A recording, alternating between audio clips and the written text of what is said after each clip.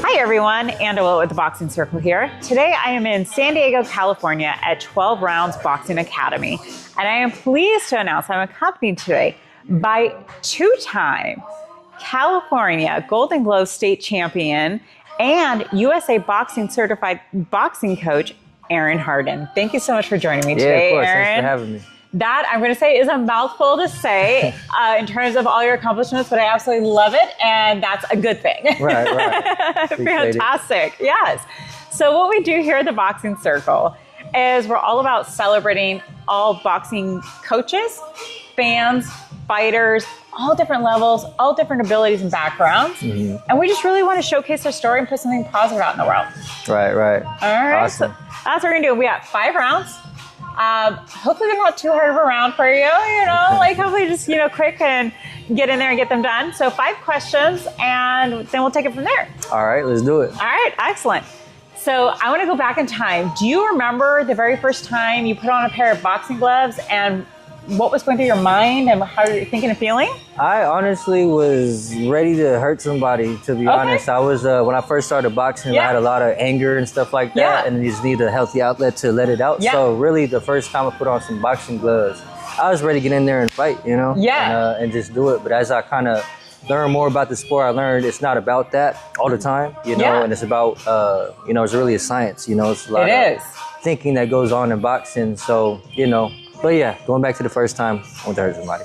You were ready to hurt somebody. No, I love what you're saying here. And please don't feel like you need to turn it down by any means, because honestly, that's the theme that I'm hearing is a lot of people, they really needed that healthy outlet to process their feelings in a healthy and safe space. For sure. But then on top of that, you're also, because it is a science, with every action, there is a reaction, and you're just having to stay on top of what's going on at all times. Always. It's like this physical chess game going on in your mind that it also just reorganizes those thoughts and feelings as almost like a positive distraction to help process. For sure. Does that sound well? Yeah, definitely. And it helps calm you down a lot. When I started boxing, sparring and fighting all the time, you don't want to go out there and try to fight everybody anymore if that's what you were doing. Yeah. So it really helped me kind of ease off a little bit and just be a little bit more relaxed. So it's great. I love it. It's so healthy for mental health. And I like to say when I'm in the ring, it's like an active meditation because you cannot think about anything else except for what is coming right at you. You cannot think about the person that cut you off on the freeway. You cannot think about the bad day you had at work. You cannot think about the bills you have to pay. You can only focus right here, and it's just it helps your mental health. And you come out of it, you step out of that ring, and it's like, I did that. As I was just interviewing one of your other fighters, he was saying, when I come out of the ring, I know I did that, then I know I can achieve everything else. Exactly. Yeah. That's what it's all about. I love it. Okay, so the second round. I do like to keep things positive here. That said, even in a perfect world, there's sometimes that we need to improve, whether it's within the sport or the community of boxing. If you can improve anything, what would that be? Definitely how they do the weights in boxing. I definitely don't think it's right how they do it, where you have to cut 25 pounds and then gain 30 pounds in over 24 hours or less than 24 hours. So I think the weigh-in should be the same day, just like they are in the amateurs. Amateurs still cut weight, but it's not as drastic as the pros. Right. So I definitely would change that if it was up to me, but That's really hard on the body. And seeing my coaches, doing that cut, and it just, oh my gosh. The worst part. Oh, man. I personally have not fought at either of those levels, but I will say I've just seen it. It's just so hard. You see the mood change, when people are cutting weight. People are a little bit more on edge. So Yes. So, and I understand why. Yeah. That's rough. Okay. I co-sign on that, and I'm just, it's so hard on the body and the mind. Yeah, definitely mentally, yes. Yeah. Okay, so our third round. We could time travel, and we could see any fight live, but you can only choose one, Aaron. Who would you want to see? For sure, 100%. Tommy Hearns versus Sugar Ray Leonard, round 2, the second fight. Okay. That was probably one of the most explosive, exciting fights I've ever seen. And to be able to see that in person will be amazing. So if I could go back, it'd be that one for sure. I'm with you on that one. And as somebody that was just in Detroit and at the Crunk Gym, Tommy Hearns was everywhere and legendary fight too. Oh yeah! Oh my goodness! Yeah, explosive, like I said. It really was. I like it. Okay, I'm going to time travel with you. I'm going to go with you on that fight, and I'll bring the popcorn. Let's do it. All right, let's do it. All right.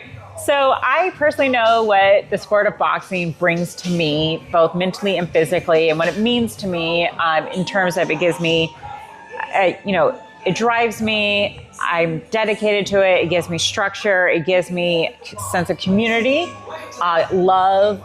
You had mentioned very early on that boxing is not all about violence or anything like that. There's actually a common theme that I see is out of love. A lot of it is out of love. Mm-hmm. But what does the sport of boxing mean to you and bring to you? I feel like it brings me purpose. Before I started boxing, I really didn't know what I wanted to do anymore. And it kind of helped me figure out a path, first as a fighter and, experienced a lot of cool things, fighting around the country and, meeting some cool people. I actually met Tommy Hearns at the National Golden Gloves in Detroit a couple years ago, which was awesome. Got a picture and everything. So I love that. That's fantastic. How it leads to certain situations like that, meeting cool people like my coach who owns this gym. And then also gives me a purpose in helping other people as a coach, being able to help somebody win a Golden Glove state title or help somebody win a fight, and just even if they don't fight, help kids bring up their confidence and things like that. So I feel like it gives me purpose and some direction with my life, which is awesome. I love that so much. It fuels you, and you know that you're giving back to the community because, and you just said it, even if somebody's not taking it to the amateur, the pro level, but you're helping youth, your kids, or you're helping somebody that's starting boxing later in life and giving them this confidence, you're saving people in multiple ways. I know boxing has saved me multiple times. I know it saves thousands of other people. And so thank you for doing that. And no problem. I also find it the most welcoming community. Oh yeah, for sure. A lot of different personalities and different backgrounds and walks of life that come into the boxing gym. So yeah, everybody. And you find the coolest people. You're just like, hey, I don't know that I would have ever crossed paths with this person or that person, and you're so grateful that you did. I love it. Okay, so the last round, championship round. All right, it's somebody's first day. They're stepping into the boxing ring for the very first time, or walking to the boxing gym, or picking up a pair of boxing gloves. What advice do you want to give them? Depending on your goal, you could achieve it, whatever it is. You get out what you put into this sport. It's no magic formula to getting better at boxing. It's just consistency and dedication and discipline. You got to keep your head down and grind every single day, inside and outside the ring. It's not just in the ring, in the gym, what you eat, what you consume in your mind, what you consume in your body, smoking, drinking, all that type of stuff. It all makes a difference when you get in that ring. So I would just say you get out what you put in. So it's a very honest sport. It's going to tell you who you are. It is. And,